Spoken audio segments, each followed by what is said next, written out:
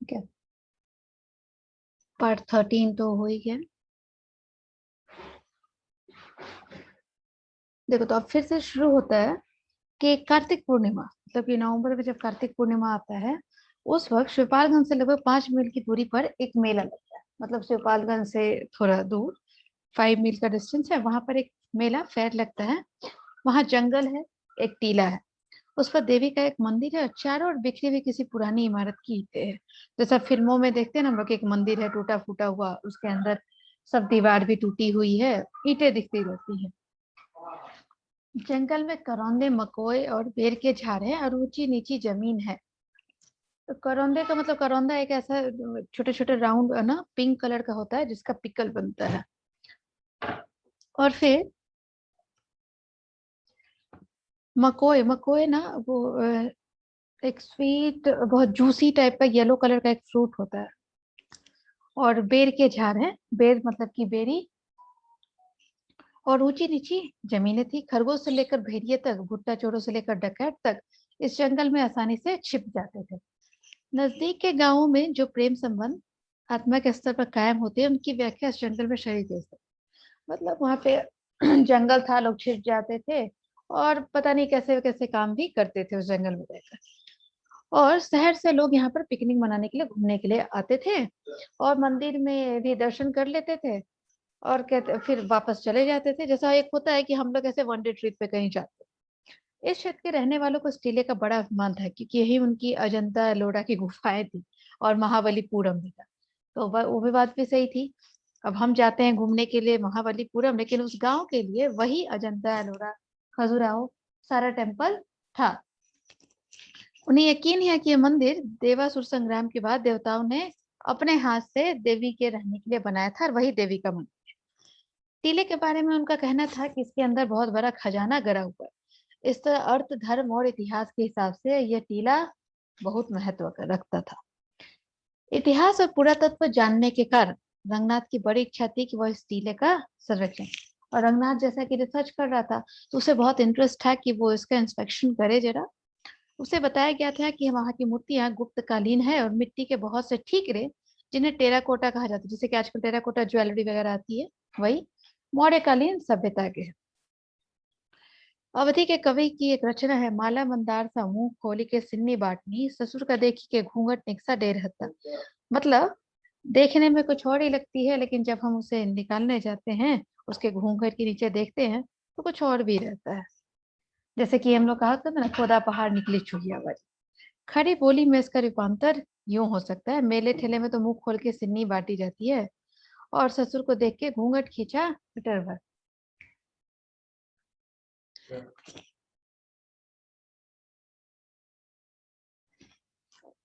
मतलब कि जो भी इधर घूमने आता है, वो मेले ठेले में घूमने तो आते हैं, और मतलब कि सारी लाज शर्म कहीं और रख आते हैं। और अगर मेले में अगर कोई ससुर मिल गया, ठीक है, तो कुछ और ही सीन होता है, लोग मतलब घूंघट ले लेते हैं। वे सब औरतें भी मेले में जा रही होती थी, और उस वक्त भारतीयों की जो मतलब इज्जत वाली तस्वीर थी, वो उस वक्त सब भूल जाते थे। ना घूंघट होती थी, ना लगाम होती थी, सब अपने अपने मन का अपने अपने स्टाइल में सब करते थे। औरतों के झुंड इसी तरह निकलते चले जा रहे थे। रूपन बाबू, रंगनाथ, सनीचर और जोगनाथ मेले के रास्ते से हटकर एक संकरी सी पगडंडी पर चलने लगा। मतलब एक बहुत ही नैरो टाइप का रास्ता था, और जिस पर सब एक एक करके चले जा रहे। औरतों के कई रेले जब जब जब देखते देखते आगे निकल गए, तो छोटे पहलवान ने कहा, सब इस तरह चिंगार रही है जैसे कोई बर्छी खोसे। मतलब औरतें इतनी आवाज कर रही थी, जैसे लग रहा था उन्हें कोई मार रहा है। सनीचर ने बताया, मेला है, औरतों के आगे पीछे बच्चे और मर्द होते हैं, और सब तेजी से चले ही जा रहे हैं। भाई, सबको मेले में जाने की जल्दी है। बैलगाड़ियां भी दौड़ती हुई वहां से निकल गई। पैदल चलने वाले उससे भी ज्यादा मतलब अपनी स्पीड बढ़ा रहे थे। उन्हें लग रहा था कि हम बैलगाड़ी से भी ज्यादा तेज भाग सकते हैं। लेकिन शहर की सड़कों की तरफ आकर के वहां तो मोटरें आती जाती रहती हैं, तो उतना संभव नहीं हो पाता उतना तेजी से भाग पड़ना। बिना पुलिस की मदद के जंगल में खरगोश को खूंखार जानवरों से बचा। मतलब देखो, कहने का मतलब कि अगर कोई बड़े बड़े डाकू और चोर अगर बचते रहते हैं ना, तो उनका कहीं ना कहीं कोई कनेक्शन होता है पुलिस वालों से, पुलिस वाले ही उन्हें बचा पाते हैं।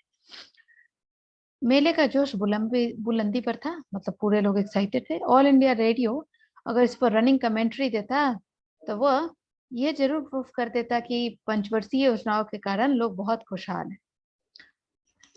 रंगनाथ को गांव में आए हुए लगभग 1.5 महीना हो गया था, 1.5 मंथ। उसकी समझ में इतना आ गया था कि बनियान और अंडरवियर पहनने वाला सनीचर सिर्फ हंसने की खूबी के कारण ही बिरला और डालमिया से बड़ा नहीं कहा जाता। बिरला, आदित्य बिरला जिसे हम कहते हैं, क्योंकि हंसना कोई बड़ी बात नहीं है। जिस किसी का हाजमा ठीक है वो हंसने के लिए नौकर रखा है, और यही बात गाने पर भी लागू है।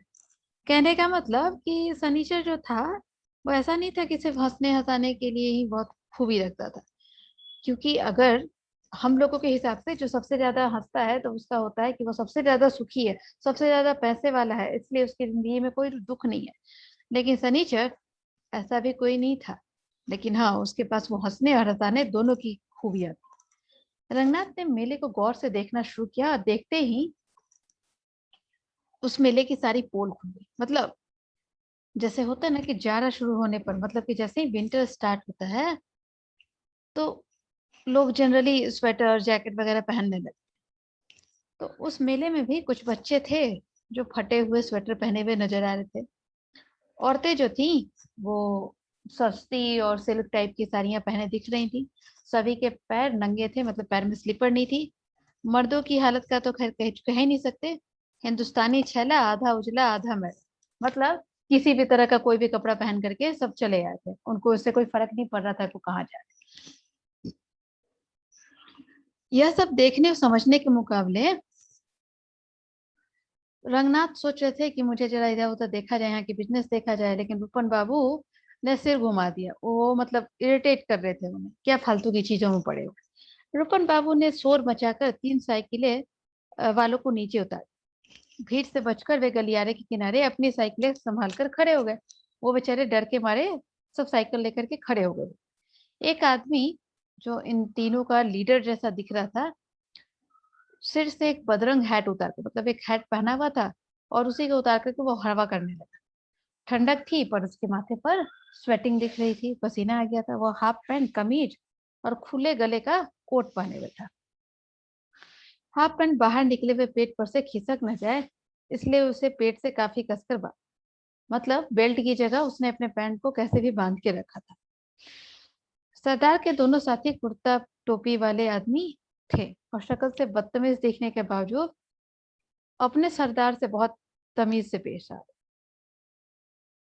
वो बोलता है कि अरे साहब, आज तो मेले में चारों तरफ रुपया ही रुपया होगा। रोपन बाबू ने कहा, हाँ, तुम जैसे ना, मतलब पता नहीं तुम लोग क्या सोचते रहते हो। उसने आदमी को ललकार दी कि मतलब तुम जो बोल रहे हो गलत है। उस आदमी ने आंख मूंद कर सिर हिलाते हुए समझदारी से कहा, होगा, पर अब रुपए की कोई वैल्यू नहीं रही रूपन बाबू। रूपन बाबू ने उस आदमी से कुछ और बातें की जिनका संबंध मिठाइयों से, विशेषतः खोए से था, मतलब मावा जिसको तुम लोग कहते हो। अचानक उस आदमी ने रूपन बाबू की बात सुननी बंद कर दी। बोला, ठहरिए रूपन बाबू, कहकर उसने अपनी साइकिल एक दूसरे साथी को पकड़ा दी, हैट दूसरे साथी को, और मोटी मोटी टांगों से चल रहा था टेढ़ा मेढ़ा होकर अरहर के खेत में पहुंच गया। अरहर का खेत मतलब जो तुअर दाल हम लोग खाते हैं ना, वही उसकी खेती। बिना इस बात का लिहाज किए हुए कई लोग खेत के बीच की पगडंडी से निकल रहे हैं। और अरहर के पौधे काफी घने थे, मतलब बहुत ज्यादा पेड़ थे, चलना मुश्किल था, लेकिन फिर भी लोग उसमें चल रहे थे और दौड़ने की कोशिश भी कर रहे थे, लेकिन लोग फंस जाते थे। बड़ी मुश्किल से कोट और कमीज के बटन खोलकर उसने अंदर से जनेऊ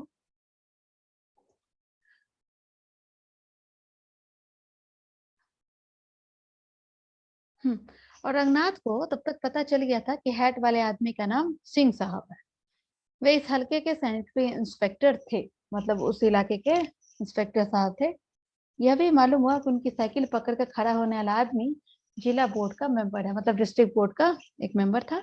और हैट पकड़कर जो खड़ा था वो टैक्स कलेक्टर, उसी बोर्ड का। इंस्पेक्टर साहब जब लौट आए तो काफी देर बातचीत हुई, और मैटर था मिठाई नहीं बल्कि जिला बोर्ड के चेयरमैन इंस्पेक्टर साहब का रिटायरमेंट, और जमाना बड़ा बुरा आ गया था। ये सब लेके डिस्कशन हो रहा। उन तीनों के साइकिल पर चले जाने के बाद रुपन बाबू ने रंगनाथ को इंस्पेक्टर साहब के बारे में कई बातें बताई। वैसे तो जैसे कि आगे मालूम होगा बहुत कुछ थे, प्रकट रूप में वे जिला बोर्ड के इंस्पेक्टर थे। होने को तो बहुत कुछ हो सकते थे, पर सैनिटरी इंस्पेक्टर हो चुकने के बाद उन्होंने बहुत ही उचित कारणों से संतोष की फिलॉसफी अपना दी थी। मतलब अपने आप को सेटिस्फाइड थे, बस इतना ही जानते। वे जहाँ तैनात थे वहां शिवपालगंज ही प्रगतिशील था, बाकी सारा इलाका पिछड़ा था। अब सोच लो कि क्या लेवल था उनका। वहां के सभी निवासी जानते थे कि अगर उनका पिछड़ापन छीन लिया गया तो उनके पास कुछ और नहीं रह जाएगा। मतलब पिछड़ापन ही उनके पास सबसे ज्यादा था। मतलब हर चीज में लोग पीछे थे, इवन वो गांव। ज्यादातर किसी से मिलते ही गर्व से कहते, साहब हम तो पिछड़े हुए क्षेत्र के निवासी हैं। मतलब उसमें भी वो प्राउड फील करते थे कि हम सबसे पिछड़े हुए। और इसी से इंस्पेक्टर साहब भी गर्व करते थे। इंस्पेक्टर साहब उस क्षेत्र में 40 साल से तैनात थे, और उनके वहां होने की जरूरत आज भी वैसी ही थी जैसी कि 40 साल पहले थी। मतलब 40 साल पहले भी वैसी ही थी और आज भी। सैनिटरी इंस्पेक्टर को कई तरह के काम करने पड़ते हैं। वे भी जेब में लैक्टोमीटर डालकर घूमते और राजहंसों की तरह नीच छेद विवेक करते हुए नीच छेद में भेद न करने वाले ग्वालों को आगे मोती चुना करते।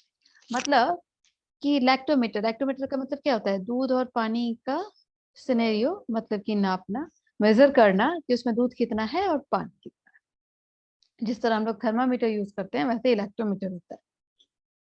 और छूत की बीमारियों के इतने बड़े विशेषज्ञ थे कि किसी के मरने की खबर पढ़कर महज अखबार सूख कर बता देते थे कि मौत कार्ला से हुई है, गैस्ट्रोटाइटिस। छूत की बीमारियों इन द सेंस कि जैसा ये पैंडेमिक चल रहा है कि आपको किसी के नजदीक नहीं जाना है, किसी को टच नहीं करना है, ऐसा वाला।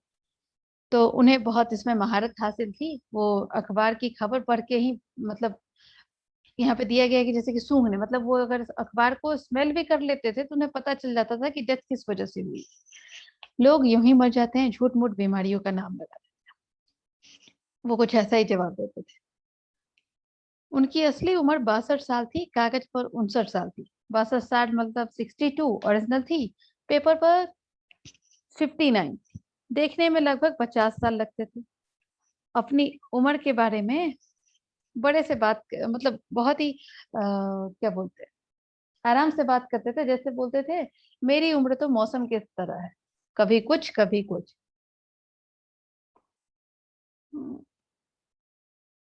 हम्म, एक दिन उन्होंने एक किस्सा बताना शुरू किया कि भतीजा जब बोर्ड का चेयरमैन हुआ तो हमने कहा कि, मतलब उनका भतीजा, नेफ्यू, जब वो बोर्ड का चेयरमैन हुआ तो यह मामला पूरे क्षेत्र में दूध मिले हुए पानी की तरफ व्यापक हो चुका था।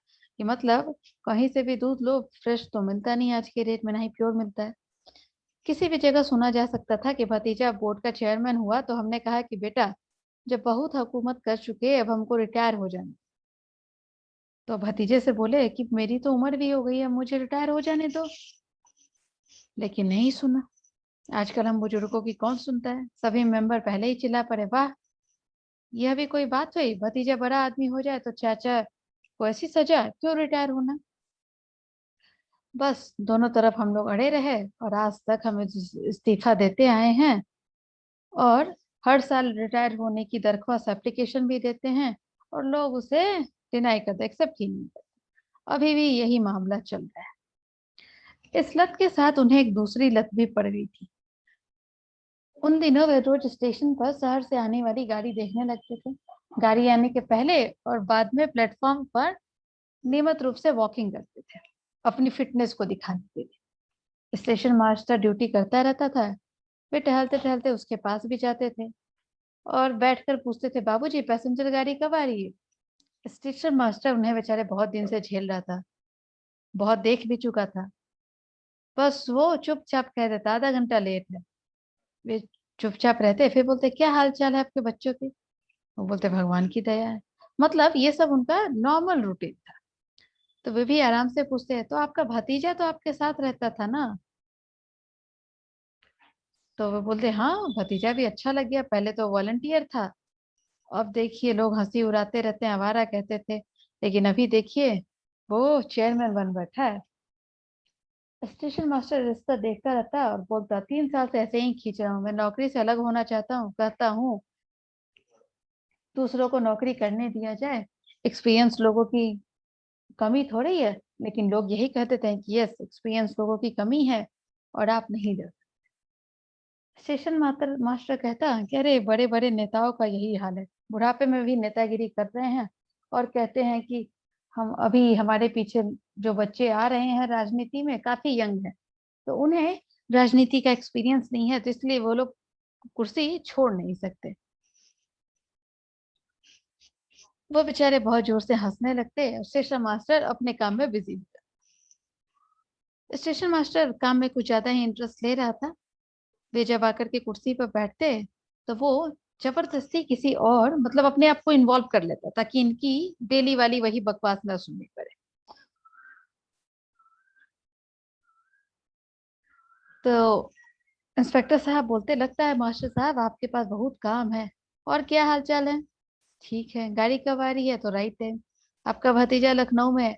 ये सब डेली का उनका था और स्टेशन मास्टर हमेशा उन्हें इग्नोर करने की सोचता था।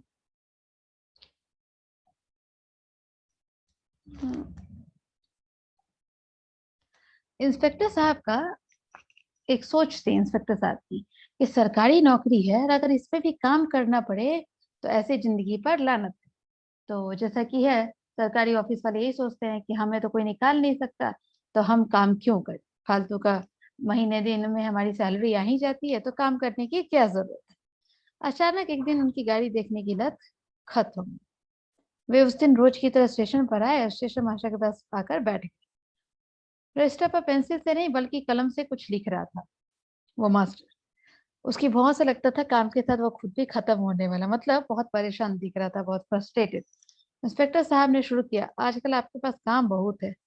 जी हाँ, उसने अचानक जोर से कहा। वे थोड़ा सा हेसिटेट हो गए, फिर धीरे से बोले, पैसेंजर गाड़ी। इस बार स्टेशन मास्टर ने कलम रोक दी, उनकी सीधे देखते हुए कहा, पैसेंजर कौन घंटा लेट है और आपका भतीजा बोर्ड का चेयरमैन, आप बताइए इसके बाद आपको क्या करना। मतलब वो स्टेशन मास्टर पूरा फ्रस्ट्रेटेड था इंस्पेक्टर साहब से। 1.25 घंटा लेट का मतलब 45 मिनट्स। इंस्पेक्टर साहब कुछ देर मेज की ओर देखते मतलब टेबल की तरफ, फिर उठकर धीरे से चल दिए। उन्हें लगा कि मास्टर का मूड ठीक नहीं है आज। जो अब देखो फिर से हम लोग जोगनाथ की तरफ आ रहे हैं, जिसे उस गड्ढे में से पुलिस ने पकड़ा था, जो उस गांव का ही शिवपालगंज का ही रहने वाला था और दारू पी करके हमेशा कहीं ना कहीं गिरा रहता था। आज जोगनाथ मेले में रुपन बाबू के साथ एक वजह से आया था। उसे डर था कि अकेले रहने से पुलिस उसे छेड़ने रहेगी, कहीं ऐसा ना हो कि उसे अपनी मोहब्बत में एकदम से जकड़ ले। मतलब पुलिस उससे पकड़ करके हमेशा जेल में बंद कर देती। वे लोग मोले मेले में आए हुए थे। रुपन बाबू ने कमीज के कॉलर के नीचे एकदम नया रेशमी रुमाल बांध दिया था और बस मतलब फोकस देने के लिए उन्होंने आंखों पर काला चश्मा भी लगाया था। सनीचर ने भी अंडरवियर के ऊपर एक सूती कॉटन बनियान पहन ली थी, जो अंडरवियर तक आने के 1.5 इंच पहले ही खत्म हो गई थी। मतलब इतनी छोटी थी कि पूरा हुआ भी नहीं था उसे।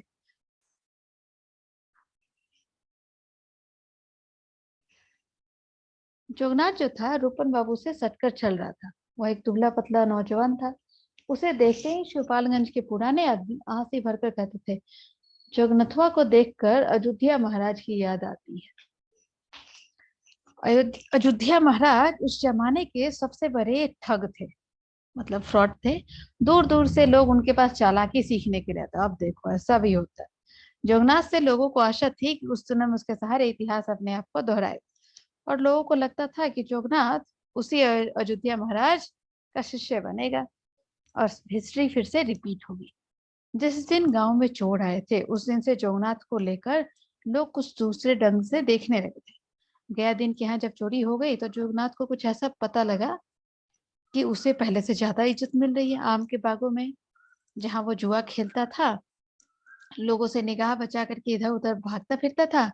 बाबू रामाधीन के दरवाजे पर भंग पार्टी के बीच जोगनाथ की पीठ पर न जाने कितने स्नेह भरे हाथ फेरने लगे थे। मतलब लोग उसे आते बड़ा अच्छे से प्रेज करते थे। उसे लग रहा था ये सब हो क्या रहा है। फ्लश का खेल शिवपालगंज में जोगनाथ के मुकाबले कोई भी नहीं खेल पाता था। एक बार सिर्फ पैर के ऊपर उसने खन्ना मास्टर की ट्रेल फिकवा दी थी।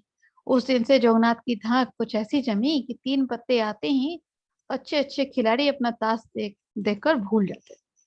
मतलब बहुत अच्छा जुआ खेलता था। जैसे ही वो अपना पहला दांव लगाता, आधे से ज्यादा खिलाड़ी अपने पत्ते फेंक देते थे। मतलब लोग डर करके ही खेलना नहीं चाहते थे। सुना है राणा प्रताप का घोड़ा चेतक मुगल सेना के जिस हिस्से में पहुंच जाता, वहां चारों ओर भीड़ भटक कर उसके जगह। सही बात है कि राणा प्रताप का चेतक घोड़ा बहुत तेज भागता था, लोग उसे देख करके ही भाग जाते। वही हालत जोगनाथ के दांव की थी। जैसे ही उसका दांव मैदान में पहुंचता, भगदड़ पड़ जाती। लोग इधर उधर भागने लगते। लोग बोलते नहीं नहीं, मुझे उससे के साथ नहीं खेलना, तो खेल करके हारना ही है। यह जोगनाथ के लिए परेशानी की बात। अभी कुछ दिन ही हुए, दरोगा जी ने उसे थाने पर बुलाया था। वो साथ में रूपन बाबू को भी लेकर गया था। दरोगा जी ने कहा, रूपन बाबू, जनता के सहयोग के बिना कुछ नहीं हो सकता। मतलब कि अब खेलने के लिए भी तो कोई ना कोई तो साथ में चाहिए ना। लेकिन वो उसको कोई मिलता ही नहीं था। उन्होंने समझाया, गयाधन के घर की चोरी के बारे में कुछ पता नहीं लगता जब तक आप लोग कुछ हेल्प नहीं करोगे। ये संभव नहीं है।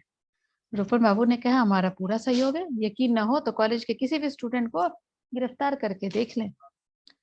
दरोगा जी कुछ देर ऐसे ही टहलते रहे, फिर बोले, विलायत का तरीका इस मामले में सबसे अच्छा है कि वहां पे क्रिमिनल खुद ही एक्सेप्ट कर लेते, सरेंडर कर देते।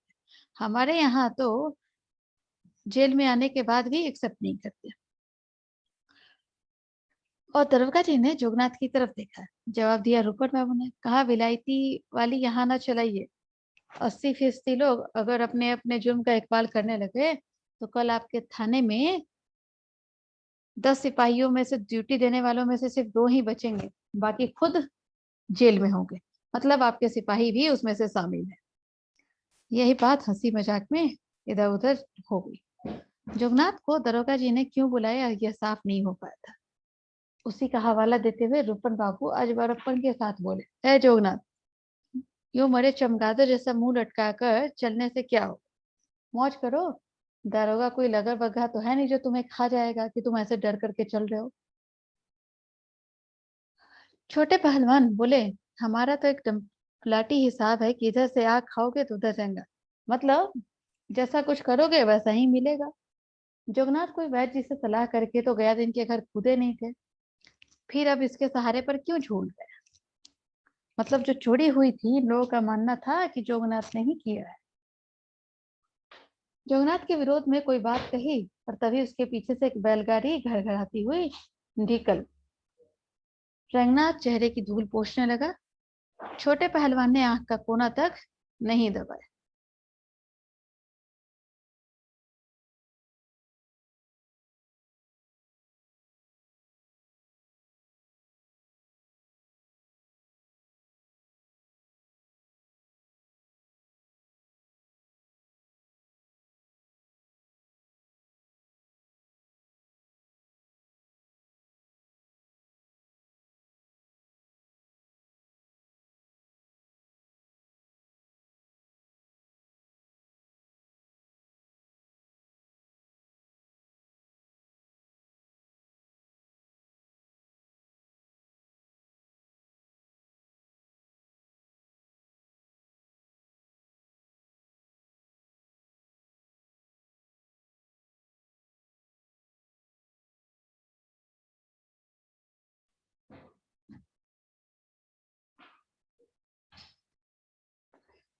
रूपन बाबू बोले कि गांव में जोगनाथ के लिए जो लोग सब एक दूसरे से धीरे धीरे कहते रहते हैं, वही हमने डायरेक्ट कह दी है।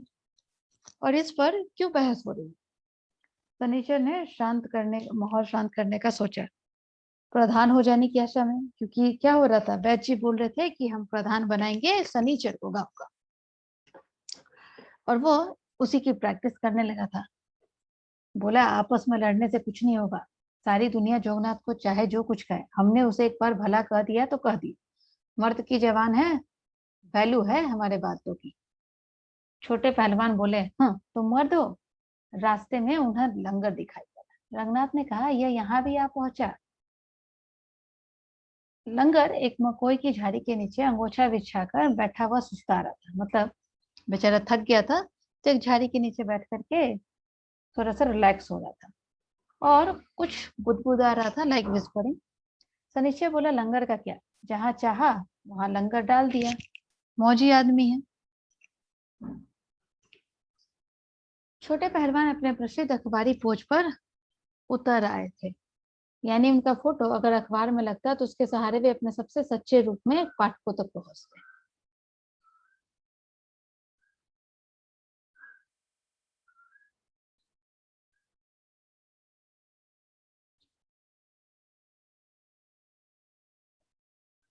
तब तक ये लोग वॉक करते हुए लंगर के पास से गुजरे और बोलते हैं, रुपन ने ललका कर कहा, कहो लंगर मास्टर क्या रंग है, नकल मिली? लंगर ने कुछ कुछ कुछ बोलना शुरू कर दिया। आंख पर हथेली का छज्जा बनाकर उसने धूप में रुपन बाबू को पहचाना। जैसे हम लोग सनलाइट जब ज्यादा होता है तो हम लोग क्या अपनी आंखों को थोड़ा बचा करके देखते हैं। कहा, कहाँ मिली बाबू? इधर इस रास्ते नकल की दरख्वास्त सदर के दफ्तर भेजी गई, उधर उस रास्ते से मिसिल यहाँ से लौट गई। अब फिर गया मामला 15 दिन। मतलब उसे अभी भी वो एफिडेविट नहीं मिली थी और फिर अब 15 दिन और वेट करना। सनीचर ने कहा, तुम तहसीलदार से हमेशा बकझक क्यों कर लेते हो? उसने बोला, कैसी बात करते हो बाबू? लंगर के होठ फिर कुछ बोलने लगे। जहाँ कानून की बात है वहां तू तराक से क्या होता है? छोटे पहलवान ने नफरत से उसे देखा और बोला, अबे लंगर साले, जाकर तू नकलविस को 5 रुपए क्यों नहीं दे देता? काम तुरंत हो जाएगा। वह बोला, तुम यह नहीं समझोगे, यह सिद्धांत की बात है। रंगनाथ ने उसे समझाया। छोटे पहलवान ने अपने मजबूत कंधों पर एक बार देखा, बोला, तो ठीक है, घूमते रहो ऐसे ही, चक्कर गिन्नी की तरह घूमते रहो, यहाँ से वहां यहाँ से वहां, और जब मिल जाए तब बता दो।